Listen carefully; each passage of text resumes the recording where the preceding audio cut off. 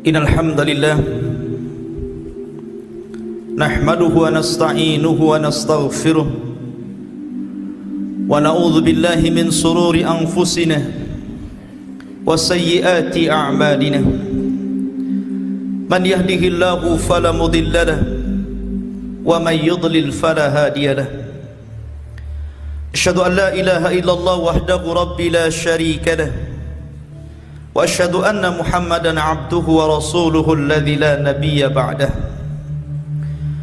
Qala Allah ta'ala ya ayyuhalladzina amanu taqullaha haqqa tuqatih wa la tamutunna illa wa antum muslimun. Fa inna asdaqal hadithi kitabullah wa khairal huda huda Muhammadin sallallahu alaihi wasallam wa syarrul umuri muhdatsatuha wa kullu muhdatsatin bid'ah wa kullu bid'atin dhalalah wa kullu dhalalatin finnar.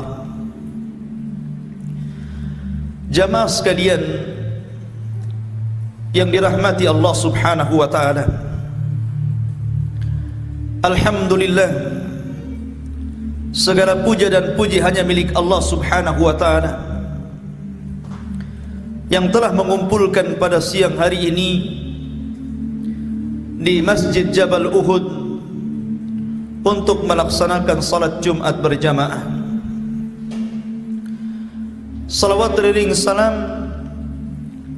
tak lupa saya haturkan kepada yang mulia alaihi salatu wassalam. Allahumma salli ala Muhammad wa ala alihi wa sahbihi wa man sara ala nahjihi ila yaumiddin. Ma'asyiral muslimin yang dimuliakan Allah Subhanahu wa taala, sebuah keharusan dalam hidup adalah kita berusaha untuk mencari qudwatun hasanah, contoh terbaik untuk kita contoh.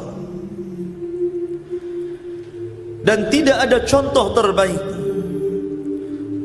yang harus kita contoh dalam hidup dan kehidupan kita melebihi para nabi dan rasul. Sehingga ketika Allah Subhanahu wa taala menyebutkan dalam Al-Qur'an tentang nabi-nabi terbaik, Allah mengatakan ulaika alladzina hadahumullah fabihudahum muqtadi. Merekalah para nabi itu, orang-orang yang Allah telah berikan petunjuk kepada mereka, maka dengan petunjuk yang Allah berikan kepada mereka, maka contohlah mereka. Dan tidak ada dari para nabi dan rasul yang lebih tinggi untuk kita contoh, yang lebih mulia untuk kita ikuti, melebihi nabi kita yang mulia alaihi salatu wassalam. Laqad kana lakum fi rasulillahi uswatun hasanah. Sungguh telah ada pada jati diri Rasul suri teladan yang indah untuk kita contoh. Kenapa demikian? Kenapa harus Rasul? Kenapa harus Nabi yang mulia alaihi salatu wassalam Muhammad bin Abdullah yang harus kita contoh? Karena Allah Subhanahu wa taala telah banyak merekomendasikan kepada kita untuk mencontoh dirinya. Allah Subhanahu wa taala telah mensucikan lisan beliau. Allah mengatakan wa ma yantiqu anil hawa in huwa illa wahyun yuha.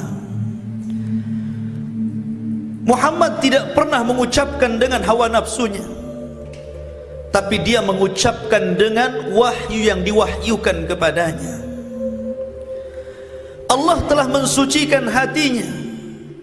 Allah berfirman di dalam Al-Quranul Karim, ketika Allah Subhanahu wa taala menjelaskan ma kadzabal fuadu ma ra'a,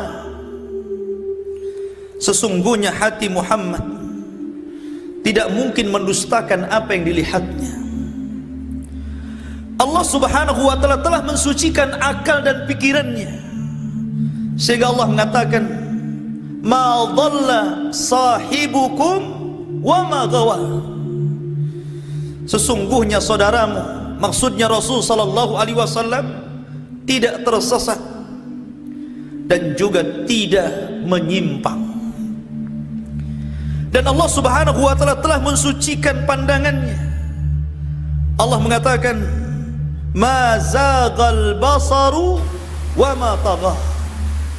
Dan pandangan Nabi sallallahu alaihi wasallam tidak mungkin berpaling dan tidak mungkin melampau. Dan Allah subhanahu wa ta'ala telah mensucikan orang yang telah mengajarkan kepadanya. Allah mengatakan, 'allamahu syadidul quwa. Yang mengajarkan kepada Nabi sallallahu alaihi wasallam adalah syadidul quwa, zat yang maha kuat. Dialah malaikat Jibril alaihi salatu wassalam. Dan Allah subhanahu wa ta'ala telah mensucikan mukjizatnya. Allah mengatakan, wa innahu lakitabun aziz. Dan sesungguhnya Al-Quran itu adalah kitab yang mulia. Dan Allah subhanahu wa ta'ala telah mensucikan dada Rasul. Alam nashrah laka sadrak.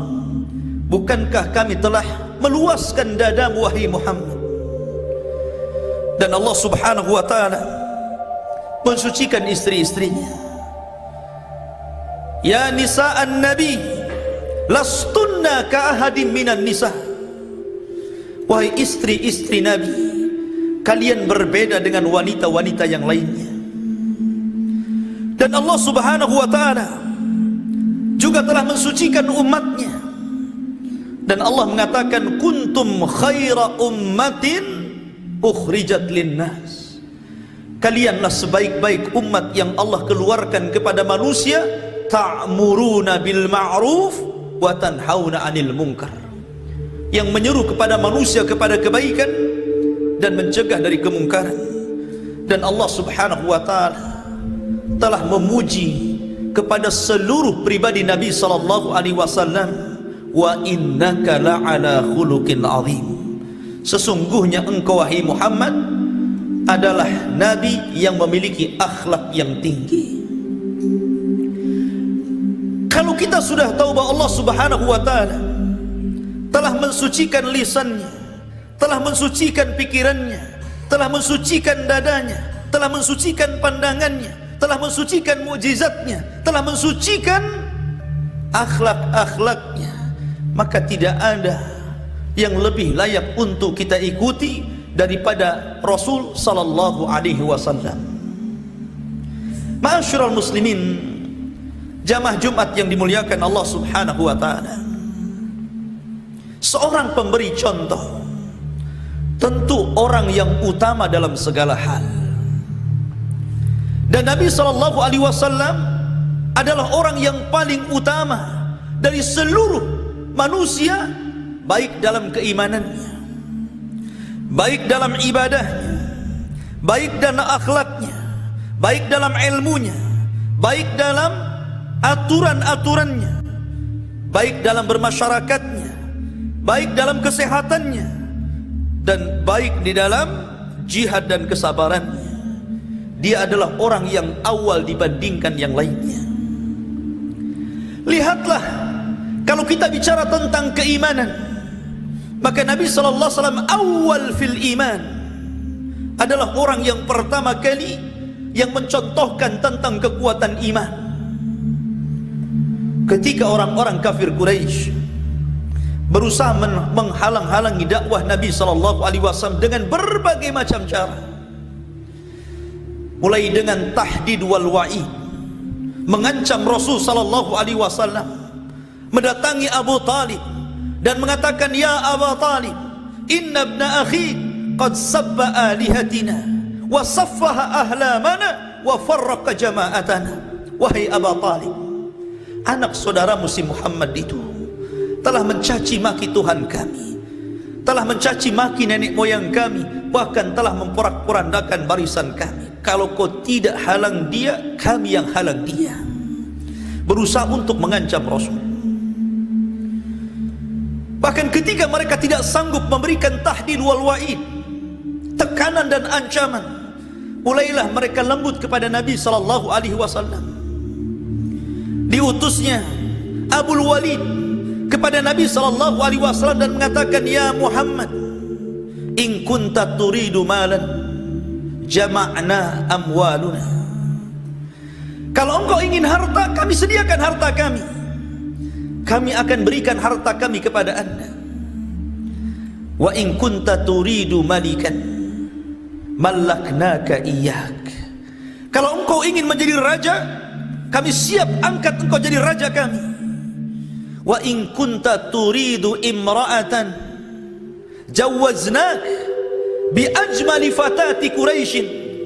Kalau engkau ingin wanita cantik, maka kami akan pilih wanita tercantik dari wanita-wanita Quraisy dan kami nikahkan dengan anda. Kalau anda memang sakit atau mungkin gila, alajna, kami carikan dokternya. Tapi Nabi SAW tidak bergeming sedikit pun. Ketika mereka tidak bisa merayu Nabi SAW, diutusnya Al-Aswad ibn Al-Muttalib, kemudian Al-Walid ibn Mughirah, kemudian Umayyah dan Al-As ibn Wail As-Sahmi mendatangi Nabi SAW dan mengatakan, "Ya Muhammad, bagaimana kalau seandainya kami sembah Tuhan kamu satu hari, tapi kau sembah Tuhan kami juga satu hari?" Maka Allah Subhanahu wa ta'ala turunkan, "Qul ya ayyuhal kafirun la a'budu ma ta'budun." Kemudian juga mereka berusaha untuk memberikan syubhat kepada Rasul. Datanglah orang-orang Quraisy ini ke Madinah, menjumpai orang-orang Yahudi yang ada di Madinah untuk mencari bahan bagaimana cara mendustakan Nabi SAW. Maka Yahudi mengatakan, "Katakan kepada orang yang ngaku Nabi di tempatmu, kalau memang dia seorang Nabi, maka dia harus bisa menjawab 3 soalan. Tapi kalau tidak, dustakan kenabiannya. Kemudian tanyakan kepada dia, siapakah laki-laki yang berkeliling dunia selama 500 tahun berdakwah ilallah? Kemudian siapa laki-laki yang terjerembab dalam sebuah gua karena menghindari kezaliman raja? Dan tanyakan juga soal ruh." Maka mereka pulang ke Mekah, kemudian mulai bertanya kepada Nabi SAW. Tapi Allah Subhanahu wa ta'ala telah menjaga Nabi SAW dengan 2 penjagaan. Pertama, menjaga kehidupannya, menjaga badannya. Wallahu ya'simuka minan nas. Allah telah menjaga kamu dari manusia. Dan Allah juga telah menjaga ucapannya, hidayahnya. Wa ma yantiqu 'anil hawa in huwa illa wahyun yuha. Allah tidak pernah mengucapkan dengan hawa nafsunya, Rasul tidak pernah mengucapkan dengan hawa nafsunya, tapi yang diucapkan wahyu yang diwahyukan kepadanya. Maka turunlah wahyu kemudian memberitahu jawaban-jawaban itu. Adapun orang yang berkeliling dunia, dialah Dzulqarnain. Adapun anak-anak muda yang terjerembab di sebuah gua karena kezaliman raja, mereka lah Ashabul Kahfi. Adapun ruh, yas'alunaka 'anir ruh qulir ruh min amri rabbi. Kalau mereka bertanya kepadamu tentang ruh, katakan ruh itu urusan Rabbku. Mereka berusaha untuk menekan Rasul, sehingga Nabi SAW terpaksa harus hijrah dari Mekah ke Madinah, tapi tidak pernah bergeming keimanannya. Bahkan Nabi SAW mengajarkan kepada para sahabat keimanan yang kokoh selama 13 tahun di rumah Daril Arqam bin Abi Arqam, sehingga para sahabat ikut menjadi kokoh keimanan mereka seperti kokohnya keimanan Nabi SAW. Makanya mereka adalah manusia terbaik setelah Nabi SAW. Itulah kalau kita cerita iman, maka Rasul terdepan soal keimanan. Kemudian kalau kita cerita tentang ibadahnya Nabi SAW, jangan tanya tentang ibadahnya Rasul. Cukuplah perkataan Aisyah radhiyallahu anha ketika Nabi SAW pecah-pecah kakinya karena setiap malam dia qiyamul lail. Ketika itu Aisyah mengatakan, "Ya Rasulullah, bukankah Allah telah mengampuni dosamu yang telah, yang sedang dan yang akan datang?" Maka Nabi SAW mengatakan, ya Aisyah, afala akuna abdan syakura, salahkah aku hai Aisyah menjadi hamba yang bersyukur kepada Allah Subhanahu wa ta'ala. Bahkan Hudzaifah ibnul Yaman pernah mengatakan, sallaitu wara'an Nabi sallallahu alaihi wasallam, aku pernah salat di belakang Rasul. Farqara'an Nabi sallallahu alaihi wasallam al-Baqarah wal Imrata wan Nisa. Maka Nabi SAW membaca surah Al-Baqarah, surah Al-Imran, surah An-Nisa, 3-5 juz lebih Rasulullah SAW baca dan digunakan dalam satu rakaat. Sehingga Aisyah radhiyallahu anha pernah mensifati sifat Rasul, jangan kau tanya tentang panjang dan baiknya solat Nabi sallallahu alaihi wasallam. Maka kalau bertanya tentang ibadahnya Rasul, maka dialah orang yang paling terdepan dalam ibadah. Kalau bertanya tentang ilmu Rasul, pengetahuan Rasul, maka dia orang yang paling utama, orang yang paling alim di seluruh manusia.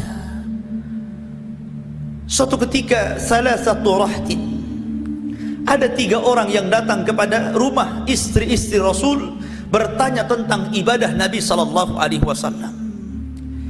Maka kemudian istri-istri Nabi SAW menceritakan bagaimana ibadah Rasul.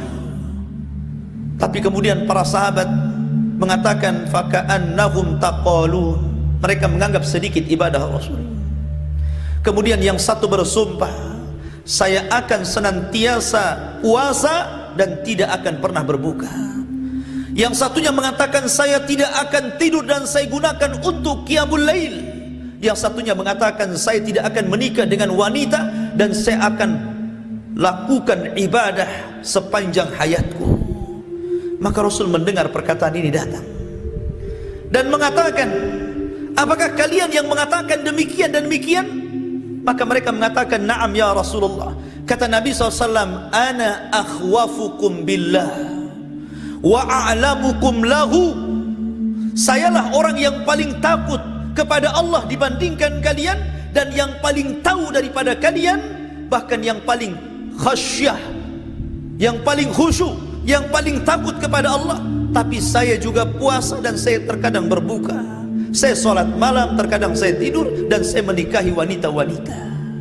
Maka Nabi SAW mengatakan, saya orang yang paling tahu di antara kalian. Itulah kalau kita cerita tentang pengetahuan Rasul. Kalau kita cerita tentang bagaimana Nabi SAW bermasyarakat, qudwah di masyarakat, maka dia adalah seorang bapa, dia seorang paman, dia seorang kakek, dia seorang kawan, bahkan dia orang yang paling dikasih anak-anak yatim. Dia seorang suami yang baik, dia seorang jenderal yang handal, dia seorang pemimpin yang adil. Dan kalau kita cerita tentang hubungan dia dengan masyarakat, maka dia orang nomor 1 untuk dicontoh dari seluruh hal, dari seluruh segi, baik di keluarganya atau di masyarakatnya. Ma'asyiral muslimin, jamaah Jumat yang dimuliakan Allah Subhanahu wa ta'ala, kalau kita cerita tentang nizam, aturan-aturan, maka Rasul orang yang paling menegakkan aturan sesuai dengan Al-Quran dan Sunnah. Lihatlah Nabi SAW mampu menegakkan daulah Islamiyah hanya dalam tempo sesingkat-singkatnya 23 tahun. Dia bisa mendirikan daulah Islamiyah Mekah dan Madinah, ribuan manusia masuk ke dalam Islam, dan seluruhnya taat kepada aturan Nabi SAW. Sehingga tidak ada aturan yang lebih mulia dibandingkan syariat Islam, karena hanya dengan itu kita bisa mengurus umat. Sehingga kata para ulama, kalaulah Rasul SAW hidup di zaman sekarang, maka akan hilang seluruh kesulitan umat ini. Ma'asyiral muslimin, jamaah sekalian yang dirahmati Allah Subhanahu wa ta'ala. Tapi kalau kita lihat kepada dakwah Rasul, kesabaran Rasul dalam berdakwah, maka dia adalah orang yang terdepan dalam hal ini. Bagaimana Nabi SAW mengumpulkan di awal dakwahnya di Bukit Safa, berusaha mengajak keluarganya, walaupun kemudian ditentang oleh Abu Lahab pamannya dan musuh-musuh dakwahnya, tapi Nabi SAW terus mengajak manusia untuk masuk ke dalam hidayahnya. Sehingga dalam tempo sesingkat-singkatnya 23 tahun, ribuan manusia dapat hidayah Allah Subhanahu wa taala lantaran dakwah Nabi sallallahu alaihi wasallam dan kesabaran. Kalau kita cerita tentang keberanian Rasul, subhanallah, Rasul orang yang paling berani, tidak pernah penakut. Dan itulah sosok pemimpin yang berani. Dalam perang Hunain, dia memimpin pasukan dan mengatakan, ana Muhammad la kadzib, ana ibnu Abdul Muttalib. Saya Muhammad dan saya tidak dusta, saya keturunan Abdul Muttalib. Siapa yang melawan aku? Dengan gagahnya Nabi sallallahu alaihi wasallam dan keberaniannya mampu memukul mundur banyak musuh dan Allah menangkan dalam setiap peperangan. Ma'asyiral muslimin, jamaah sekalian yang dirahmati Allah Subhanahu wa taala. Dan kalau cerita tentang akhlak Rasul, maka cukuplah firman Allah Azza wa Jalla, wa innaka la'ala khuluqin azim. Sesungguhnya engkau di atas akhlak yang paling mulia, yang paling tinggi. Akhlak Nabi sallallahu alaihi wasallam dalam segala hal, dalam berumah tangga, dalam bertetangga, dalam bermuamalah bersama kaum muslimin, dalam peperangan, dalam berdagang, dan seluruh kehidupan aspek manusia. Kalau kita hendak mencontoh-contohlah akhlak Nabi sallallahu alaihi wa ala alihi wasallam. Aqulu ma tasmaun, aqulu qauli hadza wastaghfiru innahu huwal ghafurur rahim. Bihamdillah wassalatu wassalamu ala Rasulillah wa ala alihi wa sahbihi wa mawalah, wala haula wala quwwata illa billahi wa ba'du. Kalau kita sudah mengenal betapa tingginya derajat Nabi sallallahu alaihi wasallam di mata kita kaum muslimin, bahkan tidak ada qudwah dan uswah, contoh terbaik melebihi Nabi sallallahu alaihi wasallam, maka sudah selayaknya kita seorang mukmin berusaha untuk al-iqtida, mencontoh Rasul. Lalu bagaimana caranya? Bagaimana kita ingin mencontoh Rasul? Bagaimana kita menteladani Nabi sallallahu alaihi wasallam? Kata para ulama, yang pertama, berdoalah kepada Allah. Berdoalah dengan ikhlas kepada Allah, agar Allah Subhanahu wa taala memberikan rizki kepada hati kita, supaya kita dicintakan terus dengan baginda alaihi salatu wassalam. Agar Allah memberikan kecintaan kepada kita kepada Rasul. Karena Allah mengatakan, qul in kuntum tuhibbunallaha fattabi'uni yuhibbukumullah.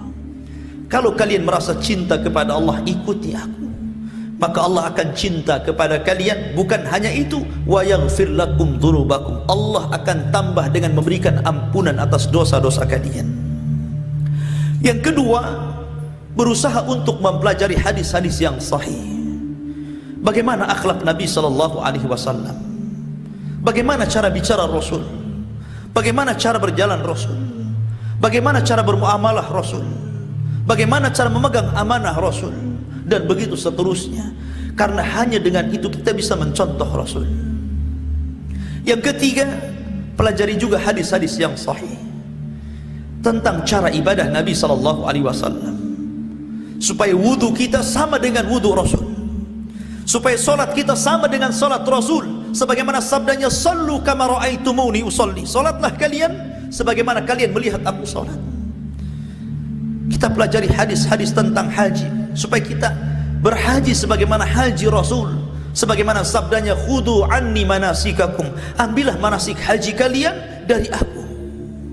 Dan semua ibadah supaya seperti ibadahnya Rasulullah sallallahu alaihi wasallam. Kemudian berusaha untuk mengagungkan Rasul sallallahu alaihi wasallam dengan cara menjalankan sunnahnya, memperjuangkan sunnahnya, melawan orang yang menyelisihinya, dan berusaha untuk bersabar ketika mengerjakannya. Karena demi Allah, kata Nabi sallallahu alaihi wasallam, orang yang berpegang dengan sunnah Rasul seperti memegang jamroh bara api. Kalau anda semakin memegangnya, maka semakin panas kita rasanya, karena akan banyak ujian, banyak rintangan, banyak ejekan, banyak cacian, bahkan terkadang diancam, diusir, dibunuh. Itulah sunnatud dakwah. Oleh karena itulah ikhwatu fiddin yang dimuliakan Allah Azza wa Jalla, khutbah yang sangat singkat ini kita berdoa kepada Allah Subhanahu wa taala, Semoga kita menjadi umat Muhammad yang terbaik, yang Allah firmankan, kuntum khaira ummatin ukhrijat linnas, kalian sebaik-baik umat yang dikeluarkan kepada manusia. Padahal kita berbanyak salawat kepada Nabi SAW, karena bagaimanapun bukti kecintaan seseorang kepada orang yang dicintainya adalah banyak menyebutnya. Jadikan salawat sebagai wirid harian kita. Setiap pagi, siang dan malam kita ucapkan Allahumma salli ala Muhammad. Apalagi kita di hari Jumat, Allah subhanahu wa ta'ala lewat lisan Rasul memerintahkan untuk banyak bersalawat. Karena Allah sendiri mengatakan, innallaha wa malaikatahu yusalluna ala nabi ya ayyuhalladzina amanu sallu alaihi wa sallimu taslima. Allahumma ighfir lil muslimina wal muslimat wal mu'minina wal mu'minat al ahya'i minhum wal amwat innahu qaribun mujibu da'wa ya qadiyal hajah. Allahumma arinal haqqa haqqa warzuqna ittiba'ah wa arinal batila batila warzuqna ijtinabah. Rabbana atina fid dunya hasanah wa fil akhirati hasanah wa qina adzabannar. Wa sallallahu ala nabiyyina Muhammad walhamdulillahi rabbil alamin. Qumu lis salatil jum'ah rahimakumullah.